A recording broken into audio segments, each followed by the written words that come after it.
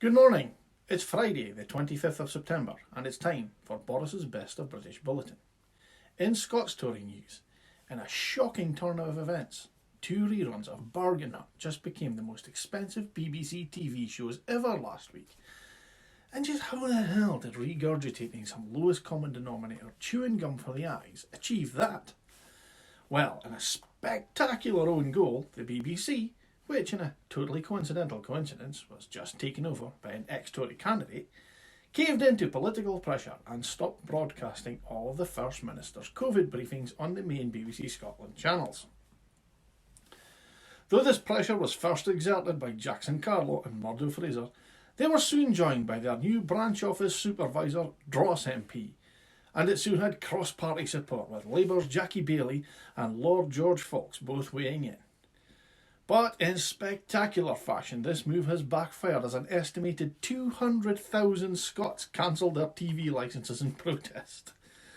That's an estimated £31.5 million hit, or 15.75 million per rerun of Bargain Hunt, as it only got 2 outings. Ouch. Rumours that PMQs are to be replaced with reruns of It's a Knockout continue to circulate. Dross MP, the Tory Scottish branch office supervisor, said this week he had seen the difference that a free school lunch can make and promised to extend that to breakfast too, if we elect him. But in 2018, he voted to take free school meals from 1 million school kids in England, knowing full well that this was a devolved policy in Scotland, so he wouldn't get any shit in his constituency. How consistent. In UK Tory news, Boris Johnson is reportedly skint.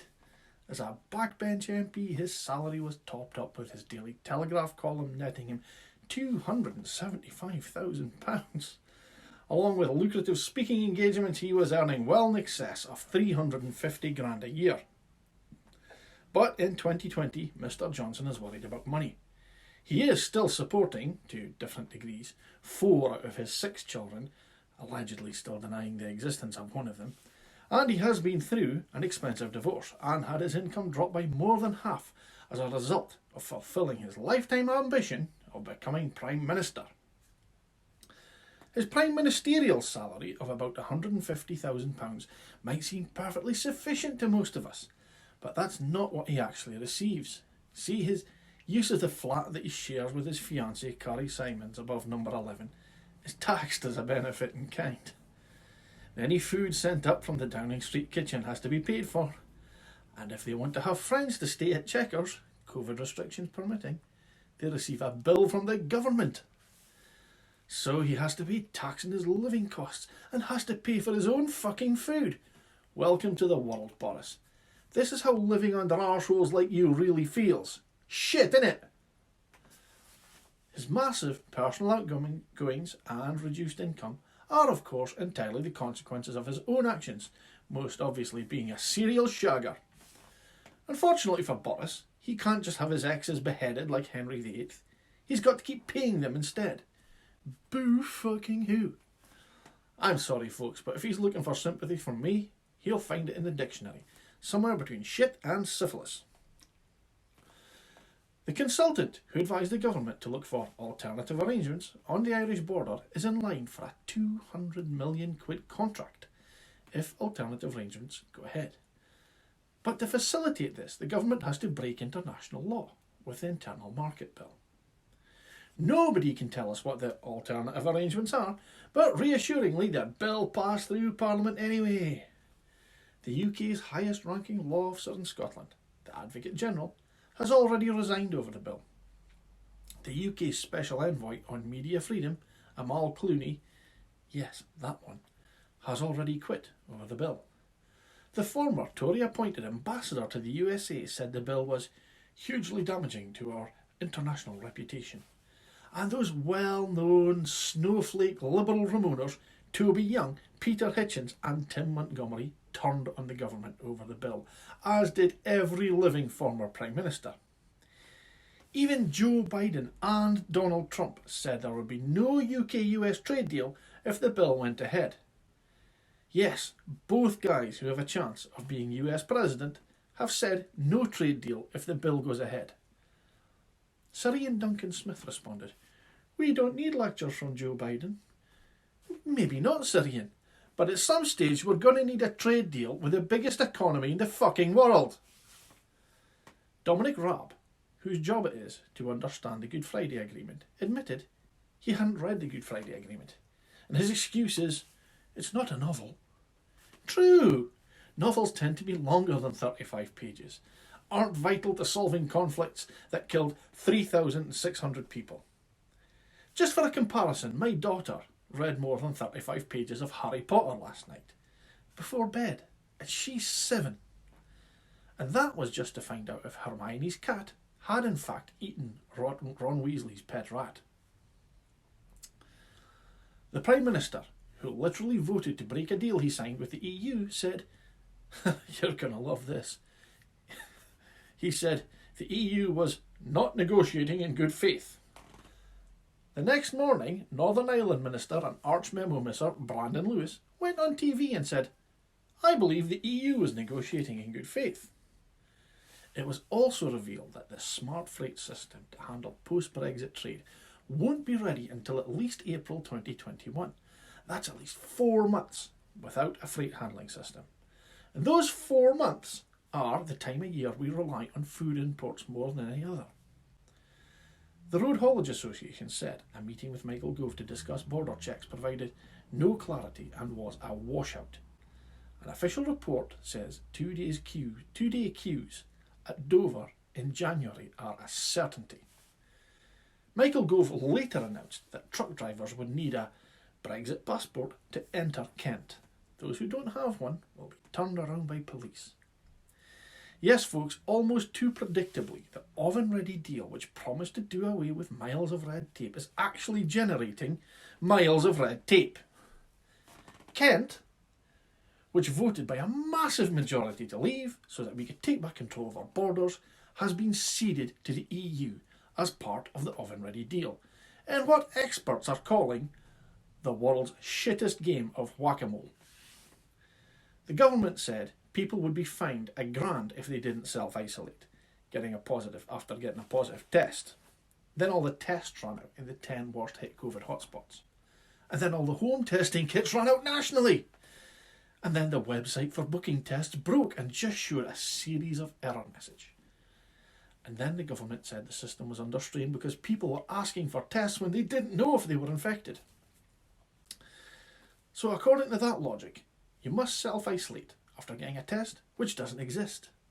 And you should only get a test if you already know you're infected. Predictably, Honesty No Fly Zone Priti Patel went on Radio 4 and announced tests were available everywhere, and there were no problems getting tests. The same day, actually in the same hour, Boris Johnson said the testing system has huge problems. Jacob Rees-Mogg, who simply cannot shut up about fish, said we should stop the endless carping about not being tested for a fatal infection. Boris Johnson went on national TV and announced a £100 billion moonshot approach to COVID, which he said would test 10 million people per day. 3 days later, in front of a parliamentary committee, he said he didn't recognise the figure of 10 million a day that he had previously announced on fucking television. It was later reported that his half-brother is on the board of the business that would get most of the £100 billion budget. And I'm sure that's just a massively coincidental coincidence. Officials have branded Moonshot as Moonfuck. In Matt Hancock news, Matt Hancock had to ask other cabinet ministers to stop referring to him as Matt Wancock. Yes, despite appearances, these aren't 10-year-old schoolboys. They are, in fact, government ministers tasked with, but failing, to deal with the largest peacetime crisis we've ever faced. Boris Johnson said, "We cannot put punitive restrictions on food imports from the EU to force them to give up on Ireland, or we will starve." And then, minutes later, he agreed with a Brexiter MP who said we should put punitive restrictions on food imports from the EU. Boris Johnson said, "I venerate our civil service after sacking the innocent heads of multiple departments to protect friends including Gavin Williamson and Dominic Cummings, and as a result, people leaving the civil service rose 14% in 1 year.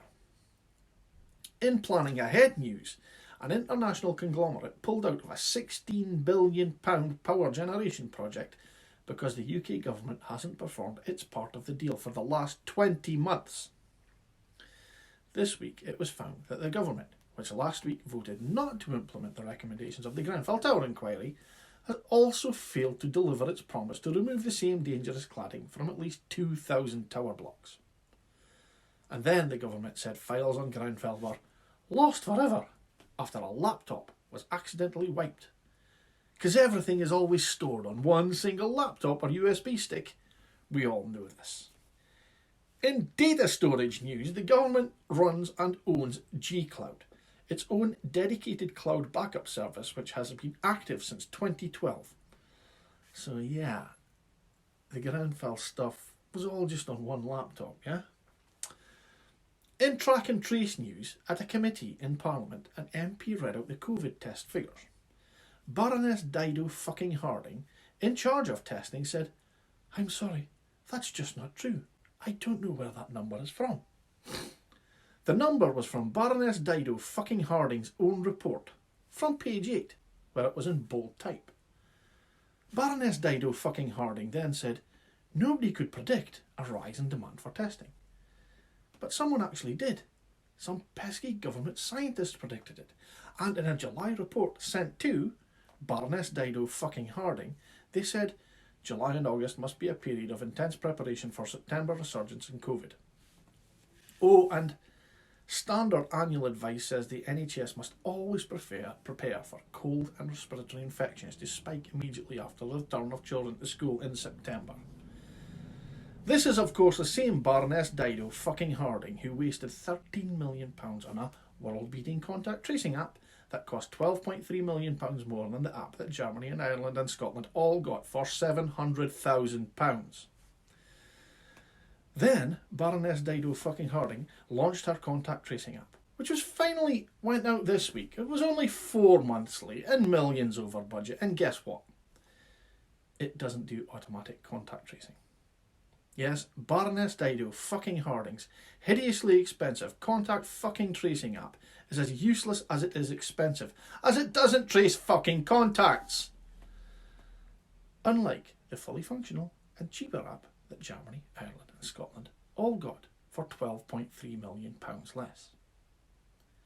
You'd think that incompetence like that would be punished, but not in Tory Britain. In Tory Britain it gets rewarded. The test and trace operation that she had run into the ground was merged with Public Health England. Usually when something like that happens, heads roll. It's an opportunity to get rid of some dead wood. So guess who was put in charge of the new body, the National Institute for Public Health Protection? Yes, you've guessed it. Baroness Dido fucking Harding. And rumours persist that the government wants to sack the head of NHS England and install Baroness Dido fucking Harding instead.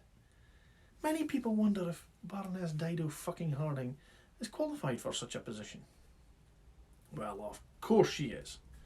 Her grandfather was a field marshal after all, and she went to university with David Cameron. She's a jockey club mate of Matt Hancock, and her husband is a Tory MP. Now stop asking questions. Nothing to see here. Move along. Move along. In June, the government spent £500 million on a GPS satellite system to replace the one we were due to lose when we Brexit. In July, it was reported that we bought the wrong satellites. This week, the government cancelled the programme and began asking the EU if we could keep on using their system after the end of the transition period. A cross-party committee of MPs found Nurse Ratched cross-player Priti Patel bases immigration policies on anecdotes and prejudice. It found her department has no idea what its annual spending achieves and referred to the wreckage that Patel's department's ignorance has caused. Almost too predictably, she is one of the favourites to replace Boris Johnson, as rumours persist he's planning to quit because he's skint. And finally, when revealing tougher COVID-19 restrictions this week, Boris Johnson said, "There's nothing more frustrating for the vast majority the law-abiding majority, than the sight of a few brazenly defying the rules. And you know what? For once, Prime Minister, I couldn't agree more. Well, this all might sound like a bizarre episode of Blackadder Goes Forth, one of Baldric's cunning plans, but this is just 1 week. Just one more painfully crappy, but painfully normal week in Tory Britain.